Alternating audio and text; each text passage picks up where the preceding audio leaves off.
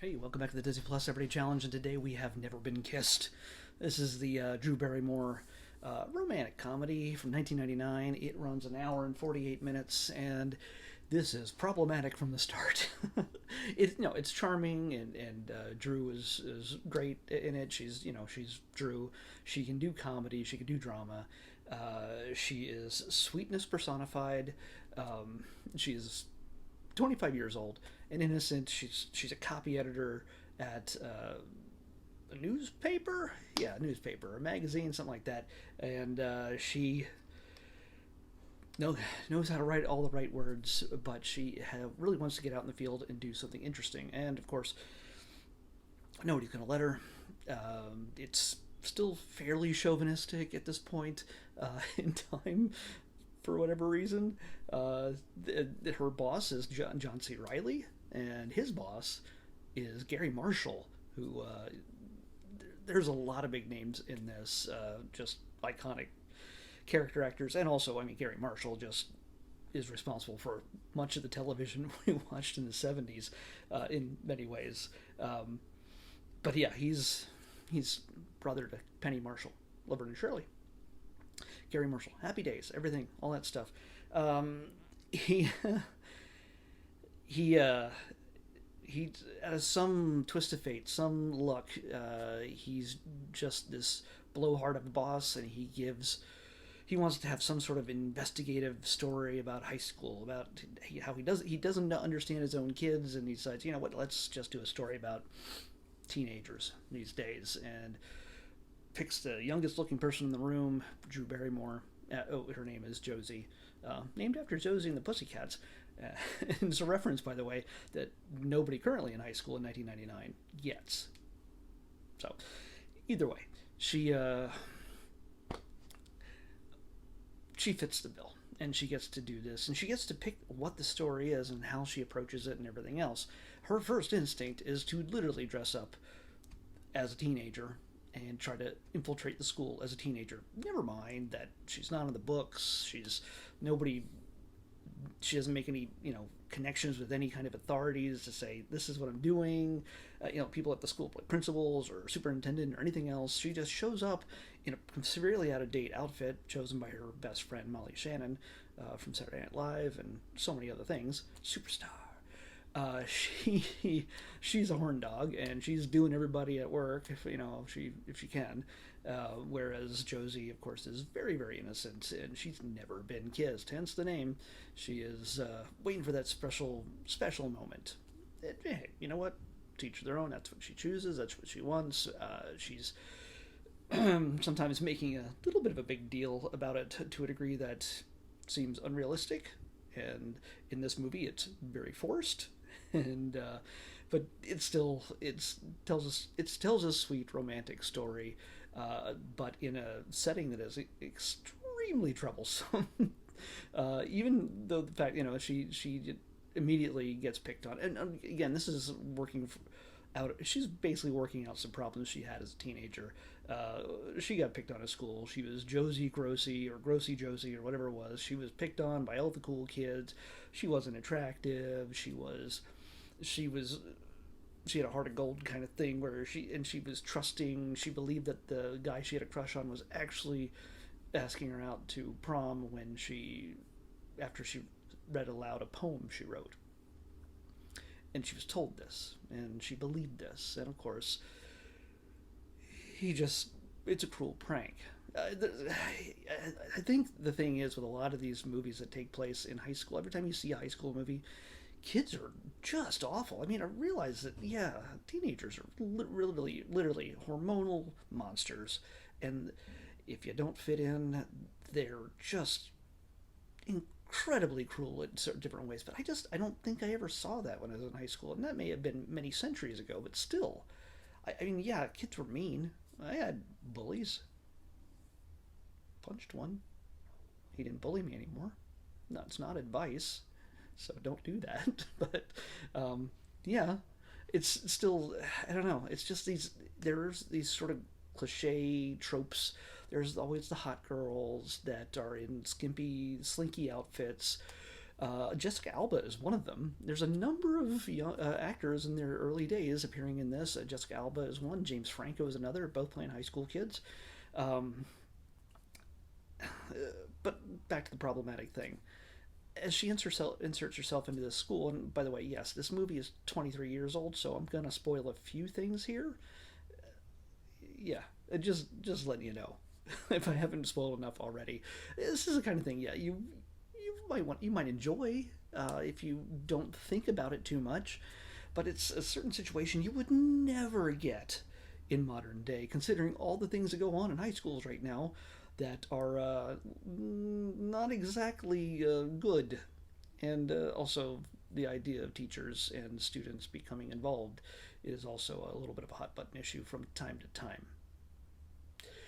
Josie shows up, of course, one of the first boys she sees in school, who is many years, almost 10 years younger than her, maybe 8 or 9 years younger than her.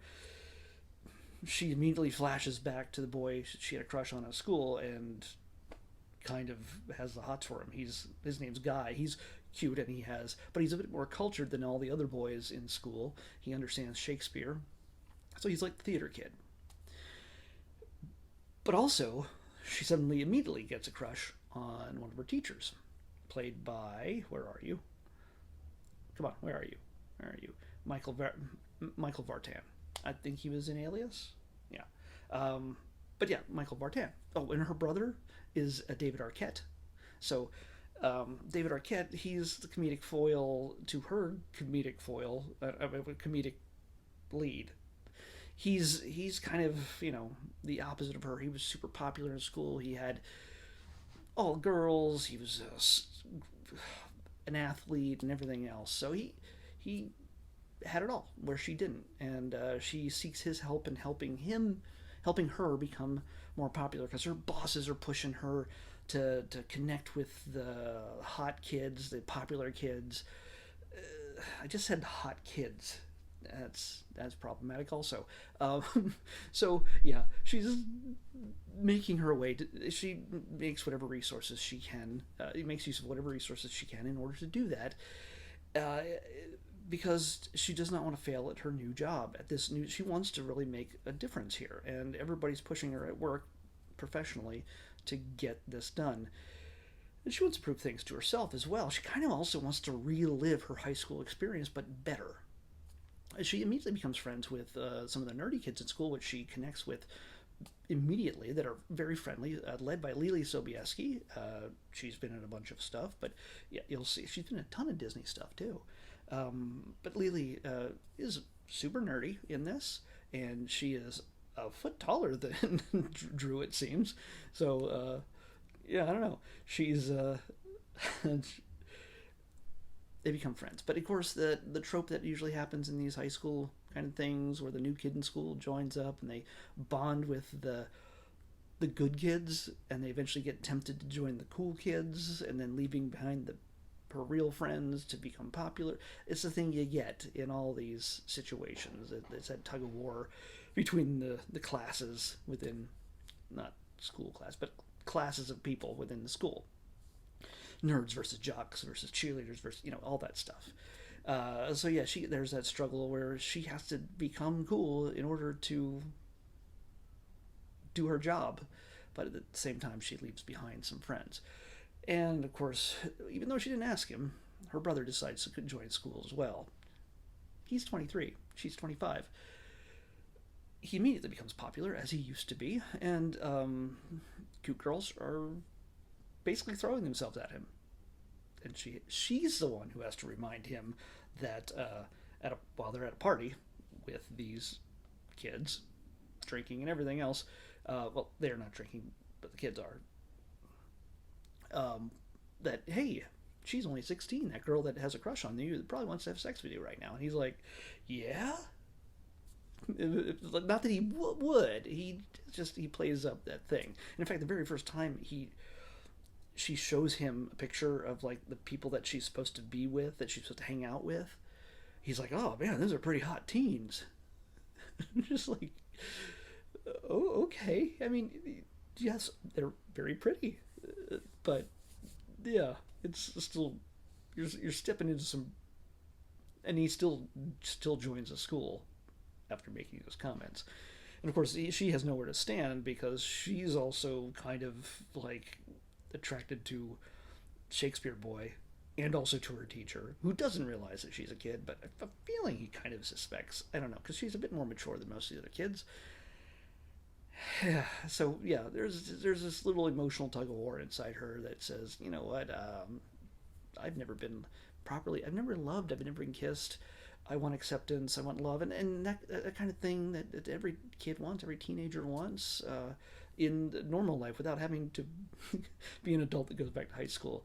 But she's trying to set right what went really wrong in when she was a teenager. And is this the healthiest way to do it? No. But is it the funniest? No, but it's still funny. There are definite moments because she's created faces and pratfalls and things like that. There's a little bit of slapstick here and there. It's very much a 90s movie, even though they use a lot of, when it comes to music cues, they use John Lennon and the Beach Boys, like a lot of 60s, 70s stuff. And every once in a while, there's like a little bit of late 90s stuff. Um, yeah. But by the way, Octavia Spencer is in this as well. It's in a small role as one of her coworkers. So yeah, that's another uh, soon-to-be big star that appeared in this. There's so many. This is also directed by Raja Gosnell. He's done. What else has Raja done? Come on, Raja, give me a list. Never been. Oh, the Scooby Doo films. Yeah, written by James Gunn. So yeah. So anyway, yeah, this becomes a little bit difficult. Of course, there's a prom, and there's. Oh, by the way, her brother's back in high school because he wants to pick up on lost glory in his baseball days. Because he was going to be a star, then something happened that wouldn't let him properly finish out his career and be noticed and go into the minors at least. That's a poor choice of words. Go into the minors. Anyway, so yeah, I mean, all the normal tensions, and of course, at the same time, what makes this even worse is that she walks around school. They decide that her reporting, just writing stuff down, isn't enough. They get a van to be parked outside the school at all times, complete with the surveillance equipment in it. That she uses to transmit. She wears a little pin on her outfit each day that transmits back audio and video of everything she does and says, and everybody at work ends up watching all her adventures as she deals with high school and sees all these kids and all this individual personal drama that she has with each one of them, and the sexual tension she has with with the teacher that she shouldn't have, who, by the way, when she's alone at the local carnival at one point, decides, oh, she's alone, let me just join her on the carousel, which is sweet, but somewhat inappropriate. It's the appearance. Even though he has no intention of being that guy, he has no intention of hitting on her. He has a girlfriend, by the way, who Josie meets briefly, and definitely not for him.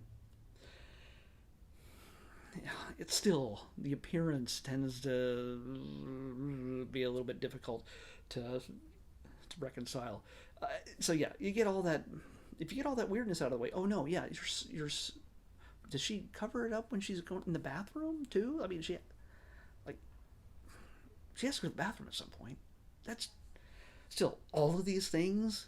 I'm an adult sneaking into high school, pretending to be a student. By the way, these things have been done in real life. I don't know if they were inspired by this film or what, but there's some people who have lived like an entire semester or more as children, unbeknownst to the people around them, and somehow got away with it. Well, they got caught, but yeah.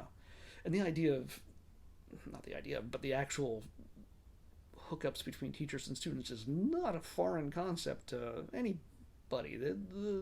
That these things tend to happen. So yeah, it's it's, if you don't think about it, none of this is a problem. but every once in a while the characters do call it out and go, we're in a odd situation. And also in the situation where we have, surveillance on children in school with a van outside with nobody in charge aware of it. That's the kind of thing that today would not fly. Also, I'm just telling you this right now. It's if they would remake this, and God knows they're going to probably remake this for another generation. The Shakespeare boy that she goes to the dance with, goes to the prom with,